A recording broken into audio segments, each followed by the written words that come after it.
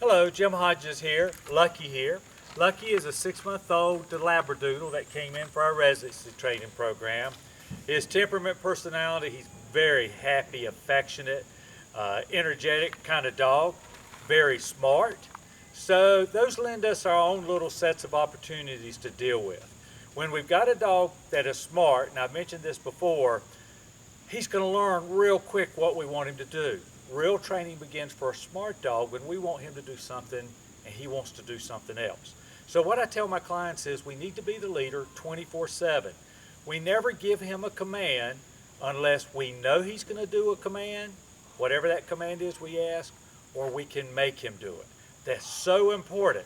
If he starts to misbehave over here or he's doing something over there and you want to give him a command and you give it to him and the odds are less than 100% that he's going to do it, you're better not to say anything.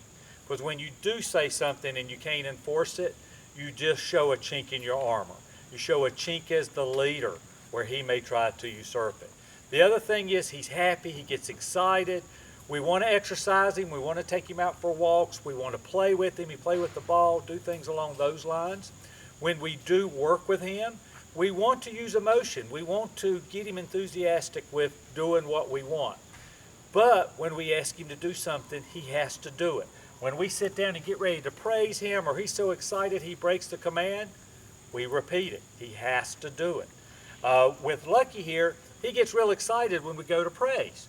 So if we go down to praise him and he starts to bounce out the command, whatever command it is, we'll provide a little bite or consequence, a tap, and repeat the command and go back in it. As with most every dog that I work with, if he does mess up on something, normally I like to take that time to go back and repeat it at least 2 times consecutively where he does it the way we want. So the video is to go through. He may make a mistake, he may not. His mom actually said that she enjoyed seeing a mistake in another video that I made or her dog made because it shows her what to do in the situation.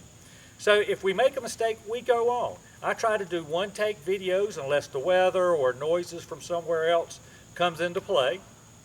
But you're seeing real life. So if he does something wrong, you're going to see me react to it, okay? So watch what I do with my hands. Listen to my tone.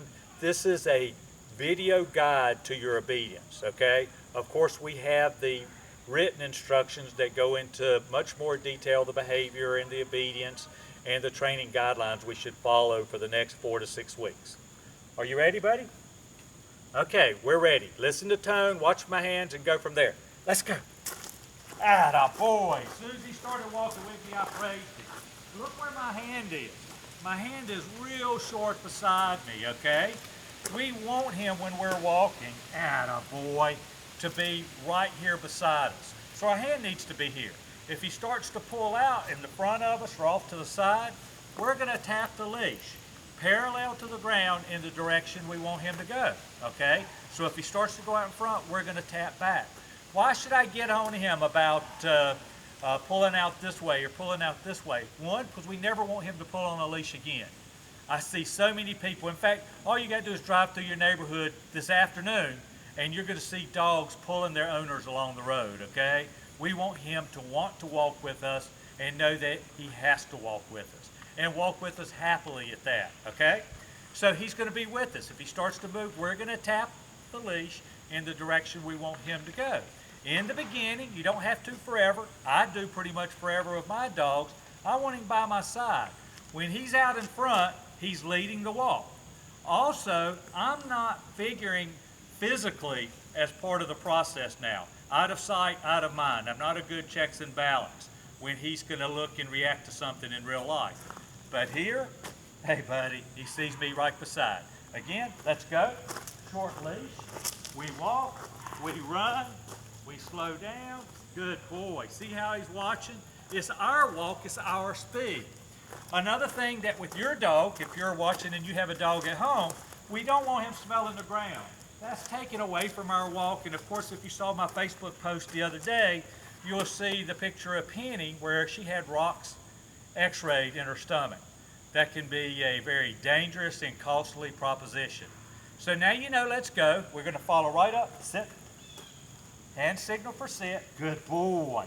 Sit means sit. He has to hold the sit. If he did not hold that sit, or if he did not do it, I would have tapped the leash straight up and told him, no, sit. See, it doesn't scare him or anything like that. But we want a bite to let him know. No, sit. And he must hold it until I release him. How do I release him? I can go to another command. Let's go. Attaboy. Okay? When I was talking about tapping the leash right then, it's a tap and release. We never try to pull him to do what we want. Even in Let's Go, we don't pull. It's a tap. We're wanting him to use his brain. Let him think about what we're asking for him to do. And tapping makes him think. When we pull, we just do the work for him, okay? Hand signal, sit like this. Good boy. When I put him in the sit, for most dogs, I don't keep in a sit for a long time. I don't want to put that pressure on their hips. So 10, 15 seconds, 30 seconds a minute, fine. Occasionally, we'll get a dog that has an affinity to sit. We'll let him sit, okay? That's up to him. Next thing is the DOWN. Let's go. Let's work a little bit. He's walking with me again. I turn. You notice I turn. He follows and walks right with me. Attaboy. Sit. DOWN from the side. Down. Good boy. Notice my praise is as soon as he does the command. Just as with the sit, he has to hold that command until I release him, okay? So I'm telling him down, I'm moving around, I'm doing whatever. He stays down until I give him another command or the release command, okay? This case, I'm gonna go, sit. Good boy. Attaboy, sit from down. Now he sat back up from the down, and what's he doing? Holding it again. Right back, down. Now let's say he didn't down and this is his head. I would have reached down and gone, no, no, down. And remember, the taps are not designed to intimidate.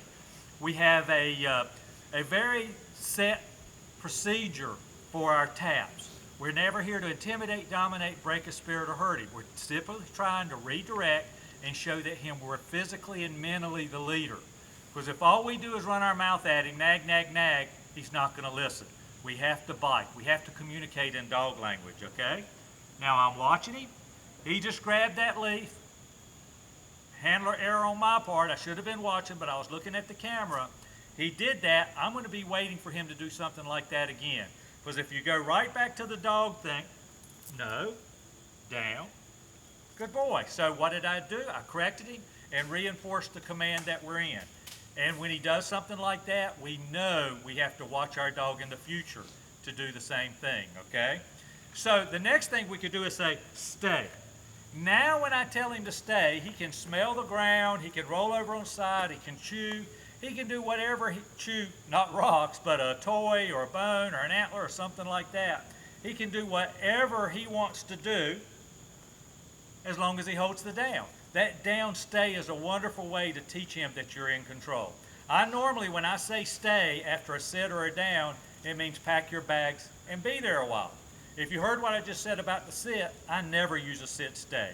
It's always a down stay or just an open palm stay in a room to stop him from coming out of the room. I would say stay, okay? Good boy. And he's usually crazy about cats. He's learning that there's a time and a place for cats. He's done real well with them. He gets curious, but he doesn't go overly anxious with them. Of course, if we thought we had a dog with a prey drive, we would supervise that very closely and show him the boundaries and parameters for what we need. Prey. Attaboy. So we did DOWN that way. Sit. Now I'm going to do it from in front. Down. A little slow, but that was okay. Good boy. So my praise was a little late that time, but I think I'm going to want to, because he was a little bit slow, he did do it, but and he is a puppy, remember, he saw the cat walking, he took a little look at the cat, but I want to repeat that again. Pray, attaboy, sit down. I said sit down, I meant down. Good boy, he knew what I wanted. Pray. Good. Place. Place is lay down, sit down, stand up, read a book. I point at the bed. It's important that we know what we're saying when we're going to say it. So whenever we give a command, we always think about, before we give the command, what our actions should be or what they shouldn't be. It's too much to give him 3 commands in a second or 2 commands in a second, expect him to do both of them. But now he's in a place, he has to hold that place until releasing. Again, toys, lay down, sit down, stand up, read a book, I don't care, as long as he chills there. Great way when you're watching dinner, when you're just relaxing in the evening, or possibly even when you have company. Just realize that in the beginning you have to show him to hold these commands, okay? I pointed at it for him to place. As soon as his 4th foot hit the bed, I praised him. Break. Good boy. Sit. Good. Break. Let's go. So now remember, we're walking. Say I wanted him to load up. Lucky at home can get on the furniture, okay? And he can get on without being asked. But if we wanted to load him up, attaboy. We could load him up to get on the furniture or even in the car. When we wanted him off. Good. If he did not get off, it would have been no off, and we would have tapped him off, okay? A lot of people say down or get down. That's too confusing for a dog. Let's go. Sit. Good, good. So the next thing is the heel command. The heel command is where we have our dog in an imaginary rectangular box beside us. It's our job to keep him in the box, and it's his job to watch us and try to stay in the box. Whenever he starts to stray from the box, what are we going to do? We're going to tap the leash in the direction that we want him to. When we do step off from him, if I had him in the heel command and stepped off, he can't read my mind. He can only react to what I do, okay? So when I step off, I want him to see me and be focusing and turning and walking with me. That's all the heel is. When I stop, he sits. He holds that sit until I release him or move on to another command. Here's the hand signal. You ready, buddy? Heel. So we're here. Step off. See how he came in? Right back into the side again. I stop. No. Sit. Now, what that was, it was no heel. And let me explain the difference. He is in the heel position. He should have sat at the end of the heel. He didn't do it, so it was a no sit. If he'd have been out of position, it would have been a no heel till I got him into the box, and then no sit. Let's do it again. Heel. Good. Good boy. Step off. Typically when our dog makes a mistake, I try to go back, try to do at least a couple of times in a row. Heel. Let's go this way again. Good boy. Back around. Back around. I'll step off. See how he's coming right back to the box? That's a good boy. Attaboy. Good boy. I step away. He's there. Next command, come. Come. Hand signal. He comes and sits in front of me. He holds that sit until we release him. That's on leash. We want to practice that on leash command. Haven't talked about treats, but treats are a wonderful thing to use when we want to teach our dog something or reward him big time. I don't like to use treats as bribes or as lures to do a command unless we're teaching something. He knows he's got to obey. If I want to give him a treat afterwards, I'll give him a treat, okay? Come. When I give him a treat, good boy, I'll reach down, give him a treat, attaboy, I'll pet and love him. Break. I guess poor little Salem. You okay? She's 20 years old. Just lost her sister about a month and a half ago. Hopefully she's still going to be around for a long time, but we're going to treasure every moment in training that we can do with her, okay? I love her just like I love my dog. She's a part of our family, and she's been a big help, and she's worrying me right now. It's okay. She's been a big help to our training. Apologize for that sidebar, but this is live. My name is Jim Hodges, Jim Hodges Dog Training. Jim Hodges Dog Training on Facebook. You know, if you're a client and we work together in this residency, there's never a charge for a follow-up session. All you got to do is come to me. You have a question, you pick up the phone, you give me a call. I'm here for you. This is going to be a good boy. Lucky is going to be a really good dog. You're going to be able to do all kinds of things with him. In fact, you had questions that we're going to address in the booklet for when you go home. But, you know, there are no limitations right now for him. It's just a matter of you doing and you teaching him in the act of what you will allow and what you don't.